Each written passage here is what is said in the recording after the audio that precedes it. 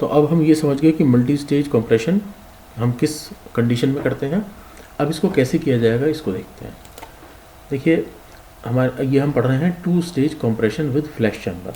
Flash मैंने आपको बताया, फ्लैश किसको कहते हैं कि एक्सपेंशन के बाद जो लिक्विड वेपर मिक्सचर होता है उसमें वेपर को हम फ्लैश कहते हैं। और ये वेपर जो है ये अनडिज़ायरेबल है, हम नहीं चाहते कि वेपर इवेपोरेटर के अंदर एंटर करे, हम चाहते हैं maximum amount of liquid enter करे। ठीक, तो हम इसमें सबसे पहले पढ़ेंगे कि 2 स्टेज कंप्रेशन हम कर रहे हैं विद अ फ्लैश चैम्बर। ठीक है, तो फ्लैश चैम्बर क्या होता है? फ्लैश चैम्बर एक ऐसी डिवाइस है जो कि लिक्विड और वेपर को सेपरेट कर देती है। ठीक, तो अब आप देखिए इस डायग्राम में, पहले तो इधर इस डायग्राम में समझ लेते हैं, हम इस डायग्राम की बात कर रहे हैं इधर।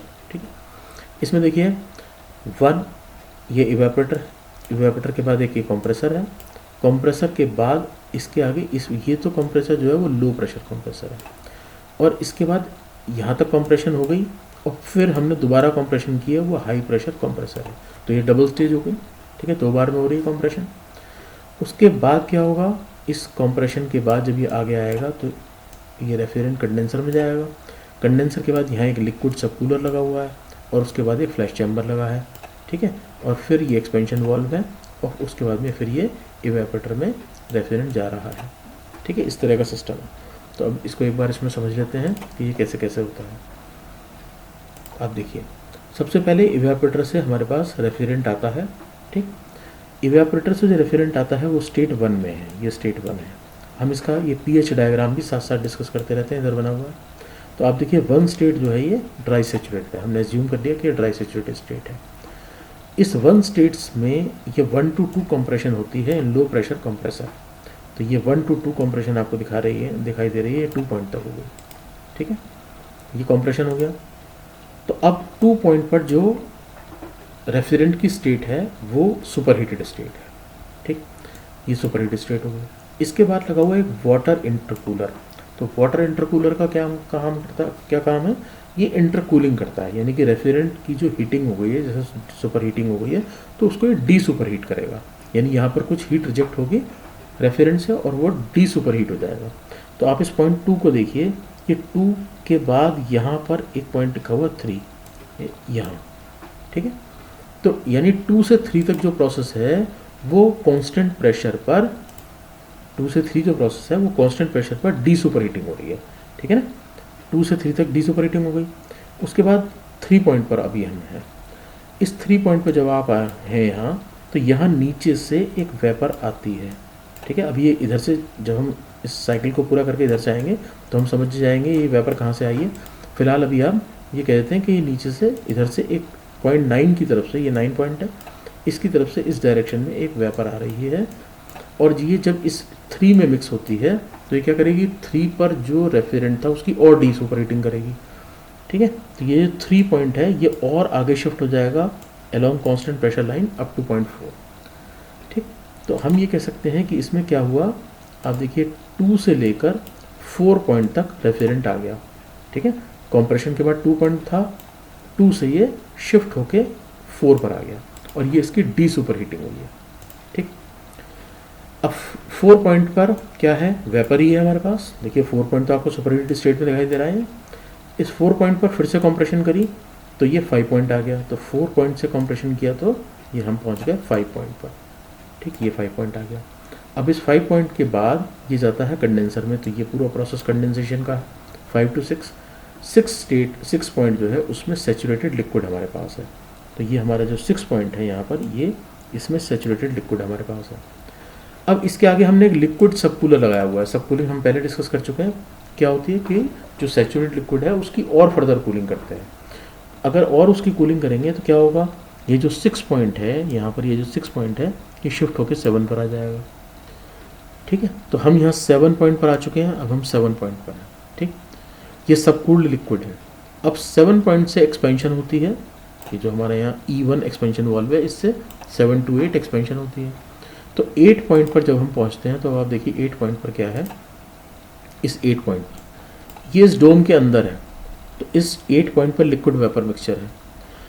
ठीक है, 8 पॉइंट पर यहाँ देखिए आप इस डायग्राम में 8 पॉइंट पर लिक्विड वेपर मिक्सचर है। अब इसके आगे लगा हुआ फ्लैश चैम्बर, तो फ्लैश चैम्बर का काम ये है कि ये वेपर को इस डायरेक्शन में सेपरेट कर देगा और लिक्विड को इस डायरेक्शन में सेपरेट कर देगा। ठीक, तो इस फ्लैश चैम्बर ने क्या किया, अब आप देखिए यहाँ पॉइंट 8 पर हैं हम, तो इसने वेपर को 9 पॉइंट पर भेज दिया इधर और लिक्विड को 10 पॉइंट पर। ठीक, तो यानी 10 पॉइंट पर अब हमारे पास क्या है, लिक्विड है। ठीक है, अब इस 10 पॉइंट पर इस लिक्विड की फिर से एक्सपेंशन होती है, तो आप देखिए 10 पॉइंट के बाद यहाँ E2 लगा हुआ है एक्सपेंशन वाल्व, तो यहाँ फिर से एक्सपेंशन होती है, तो 10 से एक्सपेंशन होकर हम आ गए 11 पॉइंट पर। इस 11 पॉइंट पर क्या है हमारे पास, फिर से वेपर है और लिक्विड है। ठीक है, दोनों चीज़ें आपको दिख रही हैं, तो ये वेपर प्लस लिक्विड जो है अब ये जाता है इवेपोरेटर के अंदर। ठीक है, और उसके बाद यहाँ पर आइए क्या करता है, हीट एब्जॉर्ब कर लेता है। हीट एब्जॉर्ब करने के बाद क्या होगा, अब ये वेपर में कन्वर्ट हो जाता है कम्प्लीटली। यहाँ पर तो क्या था, ये लिक्विड प्लस वेपर मिक्सचर था, जब हीट एब्जॉर्ब कर लेता है तो 1 पॉइंट पर ये ड्राई सैचुरेटेड वेपर में कन्वर्ट हो जाता है। ठीक है, तो इस तरीके से साइकिल वर्क करती है। अब आप ये सोचेंगे कि हमने ये कहा कि हमें फ्लैश क्या होती है, वेपर कंटेंट, उसी को तो यहाँ से रिमूव करना था, लेकिन 11 पॉइंट पर तो फिर हमारे पास फ्लैश है इस 11 पॉइंट पर। तो आप देखिए अगर ऐसा हम नहीं करते तो क्या होता, हम देखिए आप सीधे हम क्या करते, हम यहाँ 1 पॉइंट से कंप्रेशन करते और सीधे पहुँच जाते 5 पर। ठीक है, यानी मेरा कहने का मतलब ये है कि इन दोनों को मिलाकर यहाँ एक कंप्रेसर यूज़ कर लेते, तो आप 1 से सीधे 5 पॉइंट पर पहुँच जाते। देखिए आप 1 से अगर सीधे आप 5 पॉइंट पर पहुँचेंगे तो ये कर्व ऐसे जाएगा यहाँ, तो आपको ये इतना एक्स्ट्रा आपको वर्क इनपुट इसमें देना पड़ेगा। तो इस वर्क इनपुट की हमने सेविंग कर ली, कैसे की, इस वाटर इंटरकूलर से कूलिंग कर दी कुछ, और कुछ ही जो मिक्सिंग हुई है 3 पॉइंट पर यहाँ मिक्सिंग हुई है उसकी वजह से कूलिंग हो गई। तो ये जो डी सुपर हीटिंग हुई है, ठीक है ना, आप देखिए ये पॉइंट 2 to 5 जाता अगर ये 2 से 4 पर शिफ्ट नहीं होता। अभी क्या हुआ है, ये 2 से 4 पर शिफ्ट हुआ है और 4 से 5 पर गया है, तो आपने ये जो इतना अमाउंट है वर्क का ये सेव कर लिया। ठीक, तो ये तो पहले तो वर्क में सेविंग हो गई।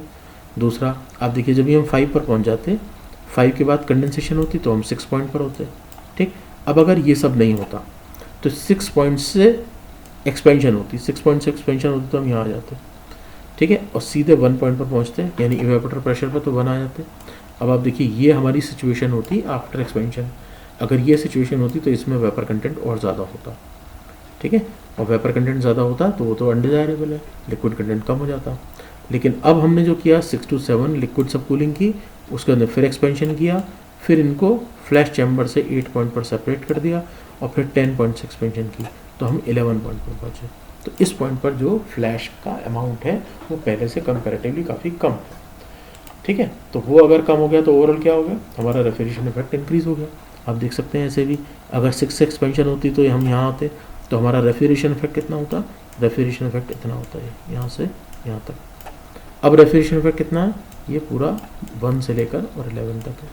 ठीक है, तो ओवरऑल हमने वर्क में सेविंग कर ली और रेफ्रिजरेशन इफेक्ट को इंक्रीज़ कर दिया। ठीक है, तो इससे हमारी साइकिल की ओवरऑल COP इंक्रीज हो गई। ठीक, तो इस तरह से हमने इसमें ये पढ़ा कि फ्लैश चैम्बर का क्या वर्क होता है। फ्लैश चैम्बर का वर्क होता है लिक्विड और वेपर को सेपरेट करना। ठीक है, इसमें एक सेंट्रीफ्यूजिंग एक्शन होता है जिसकी वजह से ये लिक्विड और वेपर को सेपरेट कर देता है। तो जो वेपर है वो हमारा इस डायरेक्शन में चली जाती है और जो लिक्विड है वो इस डायरेक्शन में चला जाता है। ठीक है, तो इससे हमें जो बेनिफिट्स हैं वो मैंने आपको एक्सप्लेन कर दिया।